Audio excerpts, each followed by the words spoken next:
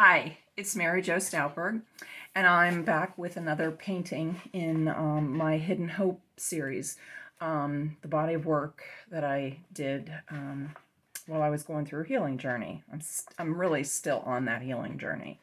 But these are the pieces that I created when I think the most revelation and aha moments happened for me. The biggest of which was that I don't know. It's hard to say what the biggest is. I would naturally, it's because I came to realize that my God was with me always through all the difficult times. But I would have to say that I was amazed at how he communicated with me. And I have since come to realize that my art is a gift. He gave me this gift.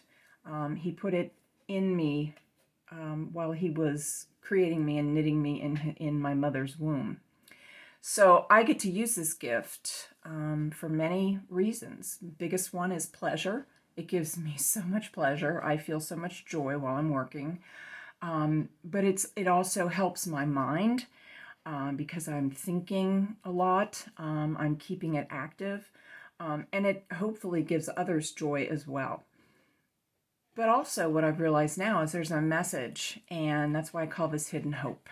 Hidden Hope is something that I found in my paintings after the fact, which is why I believe it was hidden while I was working on it, and I discovered it at various times over the years, that they were ways that God was telling me that he was with me when I would go through some of the traumatic events of my life. And so this particular piece is called, and again, I'm going to go behind my painting for a moment, but I'm still here. I called this Ruins in Tune. Ruins in Tune. I used a lot, again, I used spackling compound, modeling paste, acrylic paints. I used pieces of music, sheets from music, up here and down here, and some stamps as well. These are guitar strings that belong to my husband. When a guitarist needs to change out his strings, they generally just wrap them up and throw them away. And I know people use them for jewelry and things, so I thought, well, I'm going to use them in my pieces of work. So there's all kinds of implements in here. There's gears, hardware from the guitar as well. There's guitar picks. There's a couple pieces, hardware that was part of a plug. So anyway, it is very, very detail oriented, very textured, and I just, oh yeah, this was a stamp, or a stencil, these circles. So while the modeling paste is still wet, that I take and I can stamp or stencil into them, and it leaves them in a dimension so that when I paint, as you can hear, it's hardened because of all of the varnish on it and the paint. But I think it gives a feeling of interest, movement, and it helps create a way for your eye to move around the painting.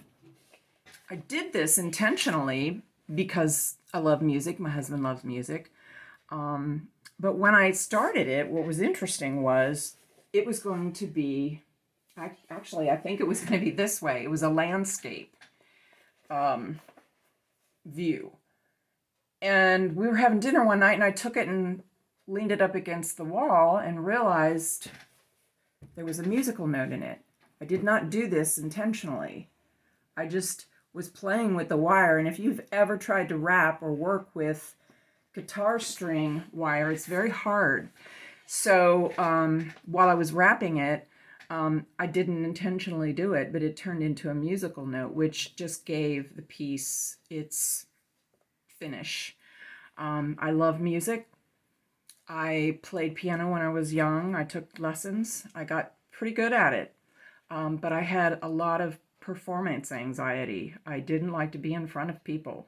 I had a deep desire to be in front of people, to share the gifts I had because I was excited about them. But I was so afraid of making a mistake or being seen. I was afraid that people would see through the fact that I wasn't good at reading music. I took lessons for almost 8 years, and I was playing some pretty complex pieces. But it was more about repetition, doing something, memorizing, finger muscle memory, as well as by ear. I've never understood music theory, and I've pretended that I did. So there was one instance when I was playing a really complex piece. It was a concerto piece by Grieg, and I just blanked out, and my piano teacher started giving me the key that it was in, and it was like she was talking Greek. I didn't know what she was saying to me, and she kept repeating it, and I just stared at the sheets, and I got up and walked away. When I went back to start my practicing and my lessons again with her, I told her that I was not going to continue because it wasn't an option. You had to do these recitals at the end of every year, and I just couldn't do it anymore. I would get physically ill. I was just embarrassed, and I had so much shame. And it over the years, when I quit, it was a big relief. I was only 15 when I quit. And I knew I made the right decision for that time. Interestingly enough, that was the same year that I had changed the spelling of my name. And again, I see all these things now, but I didn't see them at the time. So what this piece did for me was it helped me see, by the way it turned out, all the layers and all the intricacies, the difficulties, the intensity of what it said to me, and the belief that I still have that music was supposed to be a part of my life. I'm able to hear parts. I can harmonize pretty well. I think I have pretty close to perfect pitch. And my grandfather played that way. I had an uncle that played the piano that way. So it was probably something that carried over. It was a gift to our family. But I ran from it because I felt shame. And the Lord was telling me, it's still there. You can go back to it. So my husband knows this story, and he was kind enough to buy me a electric keyboard. And it's still downstairs in the box. And that's probably been about 4 or 5 years ago. So it is my intention to work on that. That is a road I'm going to cross again. And I'm going to revisit, and I'm not doing it for anybody but for me and for God. So I just wanted to share that because, as I said, it was something revealed to me that God told me, this is still a part of who you are. It's not gone. And I do believe that even when I die and I've gone on to the kingdom, when I'm with my Lord and my Savior and all the other saints, I think music is going to be a big part of that. And I believe that I will be a part of that then. So that gives me hope. It's like, it's not gone. It's not wasted. It's not been thrown away. The shame that I feel will lift, and it does not define who I am. The shame was from the enemy, and he never wanted me to feel good about any gift that I had received from God. I mean, after all, he is the enemy. He's the main enemy of God.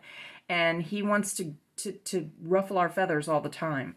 So this piece, the hope in it, tells me it's still there, and that makes me feel joy. So I just wanted to share that with you. And if you have a dream or something that a gift that you have put aside because you felt like it was something that you weren't good enough, whatever fear, even a physical thing, maybe you can't play musical instruments or sing anymore here. I do believe one day we will be singing elsewhere forever, which is very exciting. But also, it's just knowing that God gave it to me and he didn't take it away. He didn't take it away. He didn't punish me. So I just wanted to share that with you, and I hope this speaks to you or to someone. And I just pray over you that, if you are dealing with fear or shame because of something you don't think you're good enough at, I pray that the Lord is able to show you that that is just a big lie.